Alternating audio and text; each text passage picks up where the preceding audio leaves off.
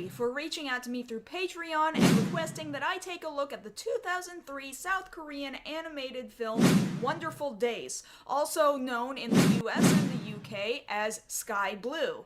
The existence of this movie is sort of fascinating. Released in Korea as Wonderful Days in 2003, the movie got a fairly competent English dub that was titled Sky Blue. It made tours at many film festivals and had a planned Blu-ray release set for 2008, but that release ended up being delayed, and furthermore, eventually just never came out at all. It's amazing then that it even circulates the internet to begin with. All the DVD copies I ever found, either subbed or dubbed, were all bootlegs. And yet, it really exists and can be seen with relative ease. And while I could typically never suggest using your Google Foo to hunt down an internet-circulated copy of a movie, you may in fact have no other option, and doing so may be of some benefit to some viewers. Wonderful Days, based purely on visuals alone, is really a stunning thing to behold.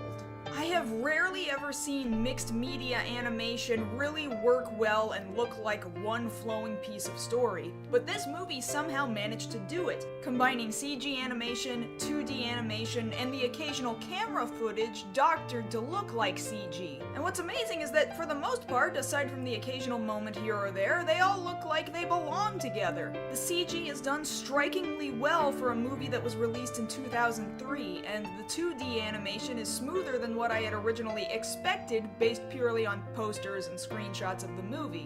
But are the visuals good enough to hold this movie up from beginning to end? Well, let's take a look at the plot for starters. We're introduced to our world in the year 2142, in which it seems man-made global warming has mostly destroyed the planet. It's been raining constantly for the last 100 years, and most major cities have been destroyed. One city named Echobon exists, which is able to survive in the toxic rainfall. The Korean subtitled version seems to suggest that the city perhaps feeds off the toxic land itself. People sought refuge in the city, but anyone who wasn't already in the city was regulated to slums outside the city instead, and were designated as diggers to continue finding energy to keep Echobon powered, protected, and alive. This has created a huge rift in the relationship between people inside Echobon, specifically the government and military, and the diggers living outside of Echobon in the slums. The story largely focuses around three main characters. Jay, a girl working, I suppose, in some sort of military position inside Echobon, Cade, another military personnel who's been friends with Jay since childhood, and Shua, a childhood friend to Jay, who's been in exile outside of Echobon for the better part of a decade. When Shua begins working in a resistance to try to shut down the functions of Echobon in order to stop the poor treatment of the diggers, these three childhood friends and their conflicting interests in both self and society collide. And will anybody ever get to see the sun again? It's at this point where I almost have to relate to Wonderful Days and Sky Blue as two completely different movies.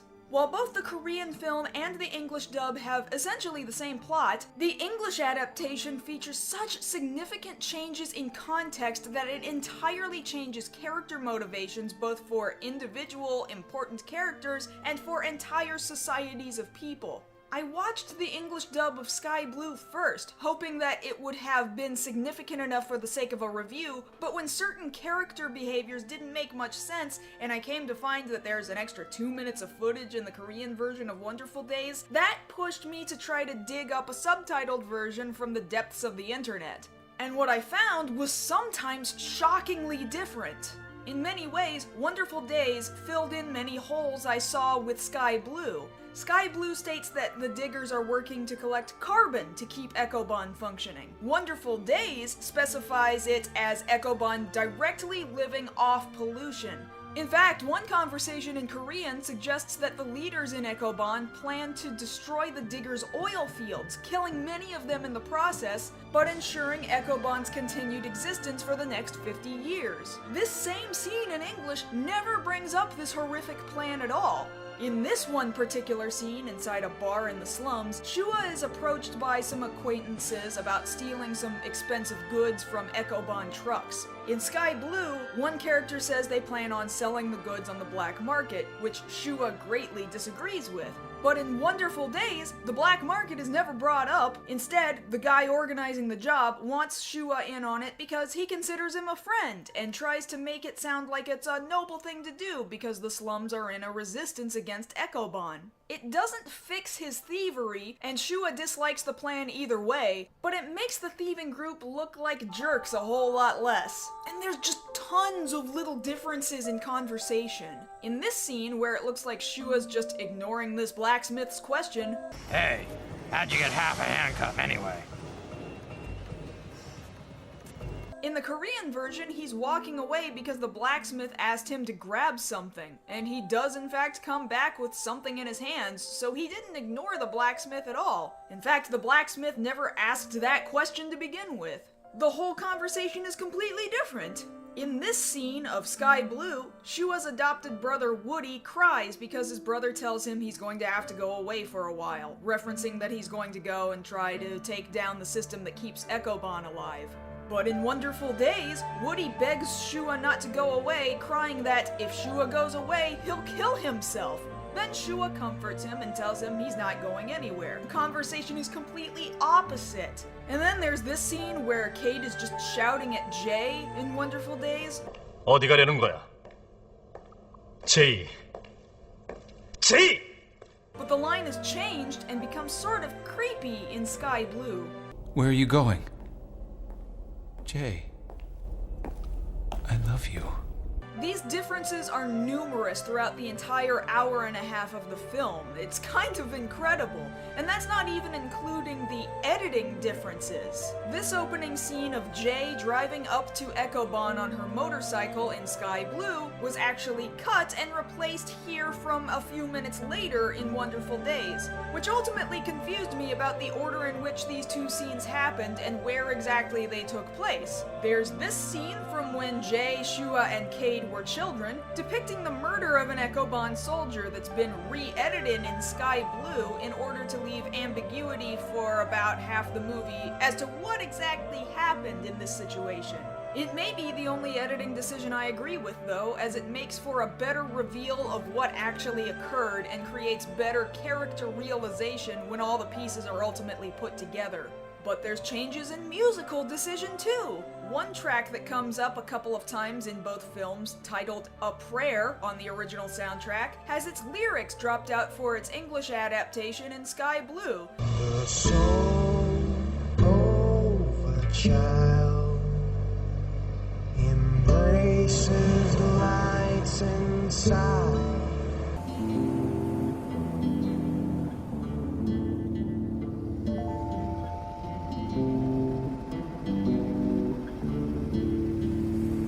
And for a minute, the song just doesn't play at all, leaving an awkward scene with no soundtrack when the original film had one.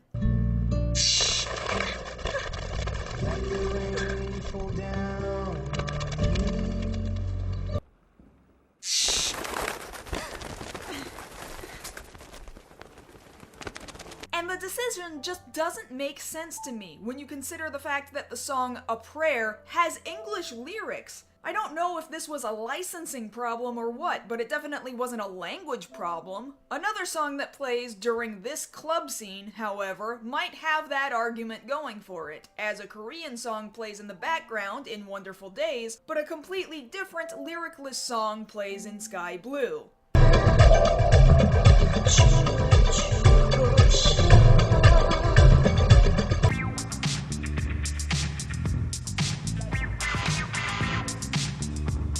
I could go on and on about the differences between these two films. Apparently, the Japanese version, as localized by Gainax, also has numerous differences that are supposed to endear it to a Japanese audience, but I've not seen this adaptation. In any case, there are some things that just never get appropriately explained no matter which version of the film you're watching. Take, for example, the fact that it's been raining for 100 years, and the goal is either to get the sky to open up for a little while over Ecobon, or completely clear the sky by taking Ecobon down, or that in both versions, the characters want to leave to go to Gibraltar, where it's rumored that the sky is always blue. However, over the course of the film, it sort of looks like the rain is slowly stopping itself over time. You have gray days, and overcast days, and even days where there's a break in the clouds clouds and you can see the sun setting. They make such a big deal over the unceasing rainfall at the beginning of the movie, but nobody ever seems relieved when there's a break in rainfall. There's one point in the second half of the movie where we get a shot of some rain, but I don't know whether or not it was really there because it seemed more like metaphorical rain as a replacement for what is probably supposed to be a sex scene. And immediately after that, there's no rain and we don't see rain ever again. Also, I would have liked to have seen the differences between the lifestyles of the people who live in Ecobon and those who live outside Ecobon in the slums. You see the slums are kind of dirty, and at the beginning of the movie you see some workers getting mistreated, and yeah, that's bad. But how is this poison rain affecting the people having to go and stand and live in it? How's their food? We see their buildings look kind of bad, I guess, but why is that? And in Ecobon, the only people we ever see are people who work in the military. Is all of Ecobon militarized? How do they live? The only person's private room we ever see is Jay's, and that's barely even for a minute. We see one celebration, and I don't even know why they're celebrating. There's apparently some kind of museum keeping human history on display, but who goes to see it? Does anybody have any free time? Seeing how people actually live, work, and play is just never addressed in this movie. The closeness between Shua and Jay as children is addressed, but not so much how Cade fits in, other than him just not liking Shua because he's jealous of him being with Jay. Then there's this weird mutant squirrel thing that shows up near the end of the movie for no reason. There's this blind girl who has no backstory other than one line she gives about how a ton of kids born outside Ecobon are born blind, and then we never talk about it again. And finally, with the character Woody, he gets shot, which is really predictable because he keeps getting himself into really dangerous situations, and then we see him in a hospital bed with an IV attached to him, so he's not dead, I guess, but then we never see whether or not he gets back up. We have no idea what happens to this kid. Since we really don't know, I'm just going to assume he remains in a coma for however long the rest of his life is. So this is really the largest problem with the film, no matter which version of it you watch. The visuals are absolutely incredible, totally stunning, again, especially for being from the year 2003. But it doesn't do enough to make me care about its cast of characters. I like Jay well enough, but she's essentially the only woman in the whole movie. There's that little blind girl with no story, this other military woman who spied on Jay for a second and had like 2 lines, and then there's this dancer at the bar with no lines at all, so for the most part, the only woman in the whole movie is Jay. She might have the best characterization because she's in the middle of the focus of this 10-year-long love triangle. But otherwise, the world building just seems incomplete. The soundtrack is pretty alright and sets a good mood, though I wish the version of the song A Prayer had been left intact in the English adaptation. And another issue the English version had was in regards to other audio engineering. In many scenes with large crowds, the walla just doesn't seem to be there. That is, the background noise of people having conversation in the background of a scene. So this scene where a riot is happening seems a little too quiet, and so does this bar scene. Not as big a problem in the Korean version, but still a little bit of a problem. Ultimately, I absolutely think this film is worth a watch, and it has the bare bones of what could make a really compelling story. Though in the end, there are a few holes that didn't make the entire thing clear to understand, and thus left me a little emotionally detached from people and events in the movie. Which is sort of a shame when the ending features a sort of over-the-top dramatic slow-mo shootout between characters I think I should have cared about more, and instead, since I didn't feel like I knew them well enough, I ended up laughing. But I enjoyed the ride, if only because it was visually stunning. As far as I'm aware, the director didn't go on to do much else cinematically. It's a shame because despite the movie's flaws, I think it was a perfectly decent launching point for someone who could have really grown to become better, maybe even great over time. Also, for some reason, Mr. Driller makes a brief appearance in the movie. How can you not like a movie that briefly features Mr. Driller for no explainable reason? I feel really educated about this worldly mixed media animation after having watched both versions of this movie, and I have to really give thanks to Ray for giving me the recommendation. So now it's time to move on to the next request review. If there's something that I can do for you that you would really like me to tackle, please check out patreon.com/MarsGirl and see how I can do a review just for you. The soul of a child embraces the lights inside. What's he looking for? The flowers above the wall.